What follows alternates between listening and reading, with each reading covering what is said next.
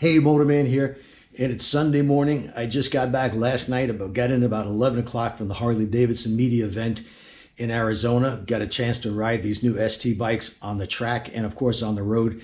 And first thing I think I'm going to do is this video, and I'm going to tell you all about the motorcycle and how it rides and everything else about it that I could think of, because it's going to be a very detailed road test, because we got a chance to do everything you could possibly want to do on a motorcycle. That is, take it down the track, following championship riders, taking it out on the road, on a winding road, up the mountains, went through some ice on the road and gravel. So that's what this video is going to be about. If you want more information about the entire media event and how it went and exactly what they do on these events, just let me know in the comments below, because I've got hours of video. It was a fantastic, I mean, they really roll out the red carpet for the media, and I'm considered, I guess, one of the media since I have a big YouTube channel. But let's get down to the motorcycle. I'm going to show you what it was like arriving there in Arizona and getting out on the track. And it was just a wonderful group of people. Got some great tips and tricks for riding at high speeds on a heavyweight motorcycle, and I think you'll enjoy this video. Motorman here, and I've made it to Willcox, Arizona. I'm going to show you some of the scenery here. It's just lovely. I've never been out west, and looks something like you'd see on Yellowstone. I'm going to go over some of the specs of this motorcycle that differentiate it from the standard Street Glide model, the Street Glide Special. First, most important, is you get the 117 CVO motor. So you've got a lot more horsepower, a lot more torque than you would find on the 107, of course, and the 114 as well. You've also got 32-degree lean angle on this motorcycle, and that's measured with a 180-pound rider. That means when the bike leans over and you get a soft touch, would usually be the floorboard, you still got plenty of lean angle to go. Of course, that floorboard will fold up, and that's before you get into any hard parts that could lever the tire off the ground. You've got, with that 19-inch front wheel and a low-profile front tire, you do have the same tire, by the way, on the Street Glide Special.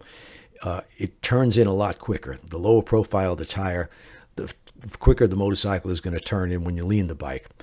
And of course, you've got the bronze trim and the bronze wheels and the shorter bags on the back. And the shorter bags are the same bags that you'll find on the Ultra or the Road King.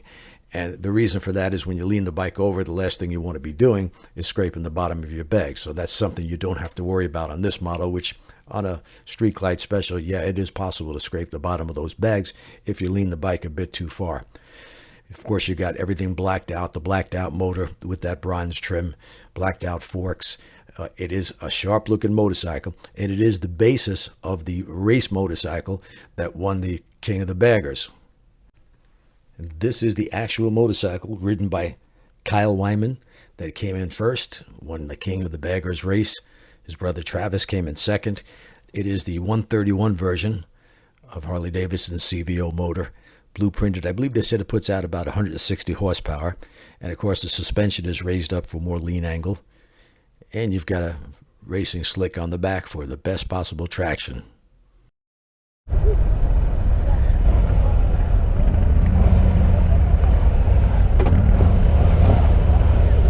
I'm following one of the guys who were in the King of the Baggers. I think he came in first or second. I'm not sure. I keep getting the brothers mixed up.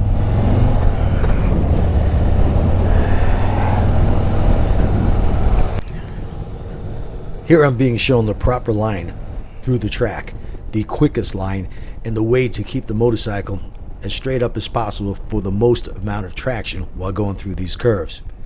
Speeds through here are anywhere from about 35-40 miles an hour, and eventually we got up as high as about 75 or 80 miles an hour on certain portions of it. It's amazing, really, and I've been riding Harley Davidsons for a lot of years. It's amazing what these bikes will do or are capable of on a racetrack. So if anybody out there thinks that you can't enjoy a heavyweight cruiser type motorcycle in a winding mountain road or even on a racetrack, you're absolutely wrong. Personally, I was just really thrilled with the way this motorcycle handled. There's no wobbling, it turns in beautifully. It just give a push on the bars, the motorcycle reacts immediately. And being able to actually watch these riders and being shown the proper line from a championship rider, the King of the Baggers winner. I'm not sure which brother this is. One came in first, one came in second, but with the helmet on, I couldn't tell them apart. but he is showing me the exact correct way of going through the turns. And this is where you want to find your motorcycle's lean limits under controlled conditions on a racetrack. You don't want to find your bike's lean limits or be surprised by your limits or the bike's limits out on the road. There are track days all around the country. Many of them will allow any kind of motorcycle on the track, but get some professional instructions and you could really take advantage and get your money's worth out of a motorcycle. Even a heavyweight cruiser like this. The ST model has got all kinds of power and torque to pull you out of the curves. And what we're doing here is you're approaching the turn, you're letting off the throttle, and you're hitting the front brake, so you're trail braking through the turn. The sooner you can get off the brake and start accelerating through the turn or out of the turn, the faster your lap times are going to be.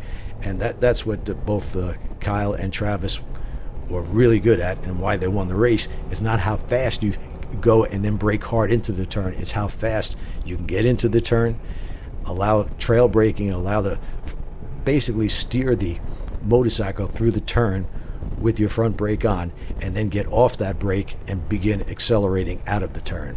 That's how you win races.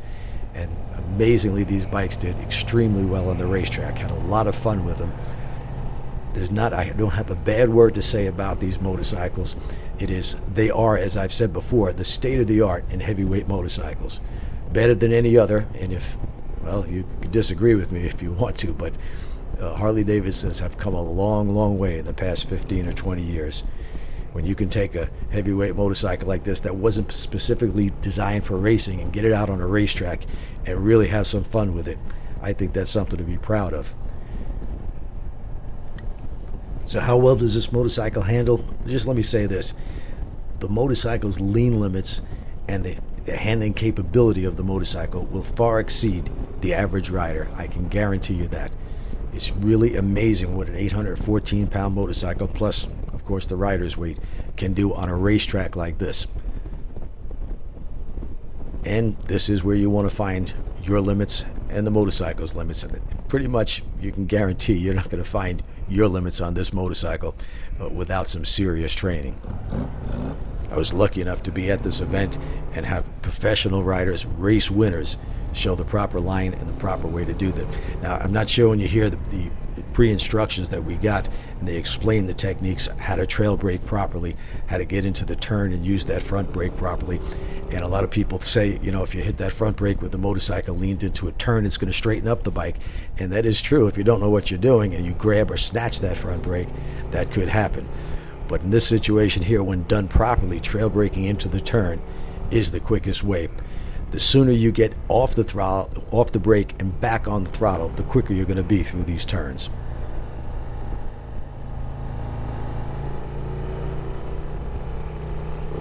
I was personally really just thrilled with the handling of this motorcycle. It handles beautifully under these conditions. And of course, we're talking about a motorcycle designed for cruising and touring out on the road, but doing it in a sportier manner. That's the ST is sport touring. And anybody who thinks that you can't sport tour on a motorcycle this or enjoy it out on a winding road, well, as you can see, you certainly can. And the better technique you have, the more fun you're going to have out on the street. But I want to stress again, don't find your bike's lean limits out on the street. Don't learn how to trail brake properly on the street. Do it under controlled conditions on a racetrack, maybe a deserted road, but get some professional training. Even if you're not lucky enough to have the best of the best leading you through a race course, there are plenty of instructors out there who know these techniques. This is their game, riding on a racetrack, and those are the guys that you want to really learn from. As I've been riding since 1976, and taken really very little training at high speeds. We've done some on the police course, but the fact the instructors that were here at this course have now taught police officers better ways to get around curves using the trail braking technique out on the street. If you're not a professional rider, you've never taken any professional training, probably your best bet is to go into the turn and have all your braking done before you get to the turn, and then roll on the throttle slightly through the turn. But for high performance type riding, trail braking is the way to go, and learn that technique under controlled conditions. I guarantee you the motorcycle can do it. It's really, is the rider capable That's the bottom line, because even a motorcycle like this will exceed most riders' abilities. We're about to pull over and get some tips from a professional. I'll let you hear what he told me.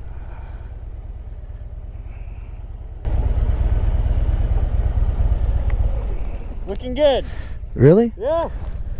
One thing I want to talk to you about is the way that you're steering the bike in the corner. Some of these higher speed corners, you're pushing the bike down underneath you, right?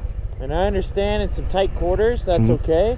With more speed and lots of lean angle, getting your upper body off the bike is going to reduce the amount of lean angle needed for the corner. Rather than motocrossing it, trying to input some upper body into the turn will reduce the amount of lean angle needed.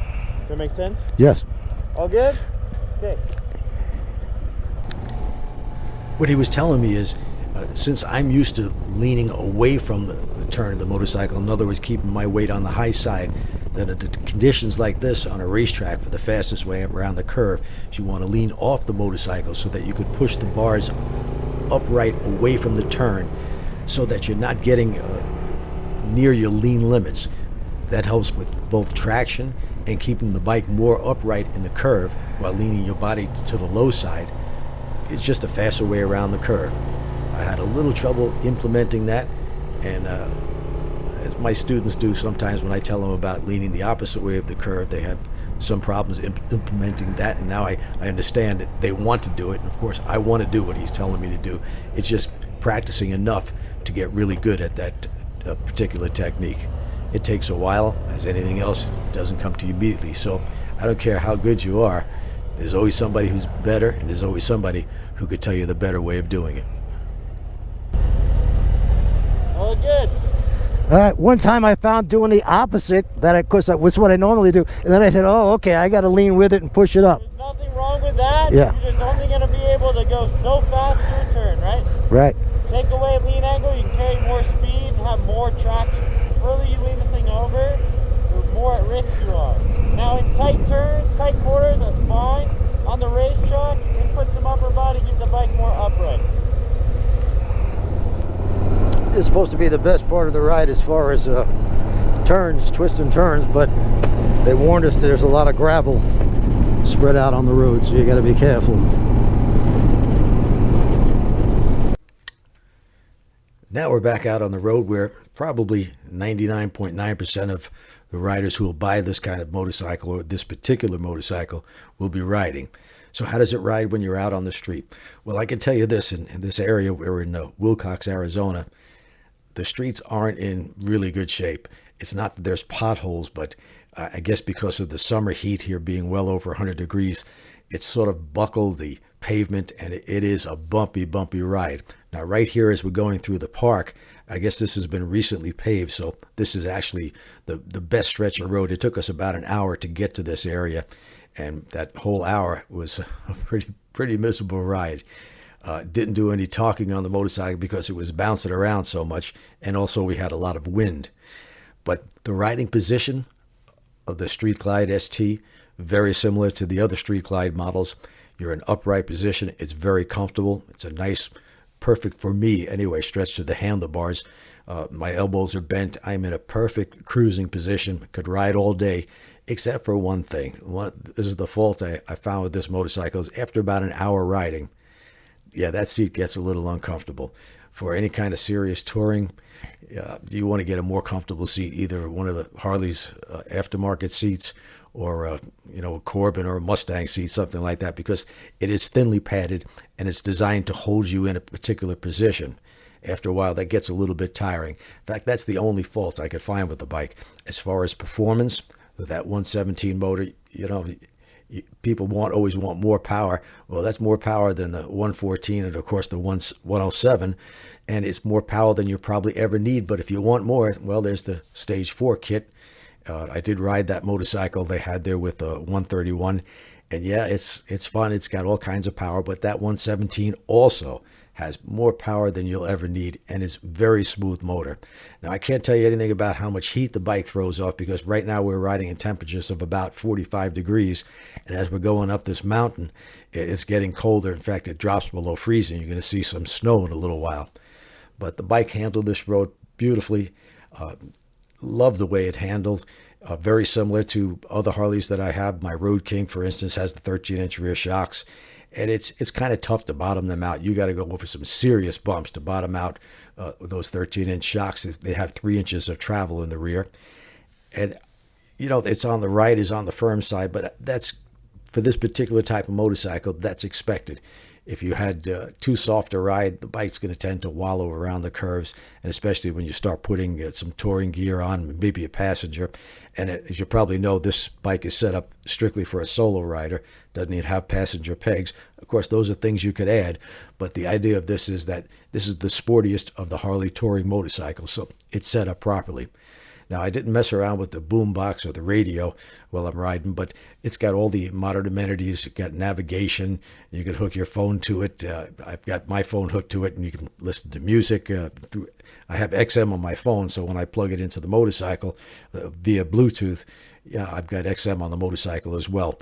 It's been my experience that if you're wearing a full face helmet, once you get above about 70 miles an hour, the radio could use more power. I think it comes with a 50-watt standard, but you're probably looking 75 to 100 watts for be able to hear it with a full face helmet at highway speeds. Now, granted, that radio is expensive, and I would expect more power from that radio in stock form, but that's the way it is. If you want more power, it's going to cost you a little bit more money to get a little bit better sound at highway speeds. Now, this has the stock windshield, which I believe is 4 inches, and I found it fine. I didn't get any helmet buffeting, but that has a lot to do with how tall a person is or what type of helmet you're wearing. Some helmets would more susceptible to buffeting than others. I was fine on this bike. I'd ride 1,000 miles with this size windshield, no problem at all. The bike does handle beautifully on the road. That's where it's really meant to be. And if you're going to do any serious touring, I highly recommend this motorcycle, and especially the ST model if you like to do, spirited riding in the twisties. But as I said, get some training. Now, as we're riding through here, notice the scenery is just beautiful. I've never been out west before, but these mountains and the hills and I don't know what really they're like, tall sandstone, and how they got there, I have no idea. But it's a beautiful ride. If you're ever out west, Arizona is a great place to ride, and this particular road is excellent. It's just the problem of getting to this road.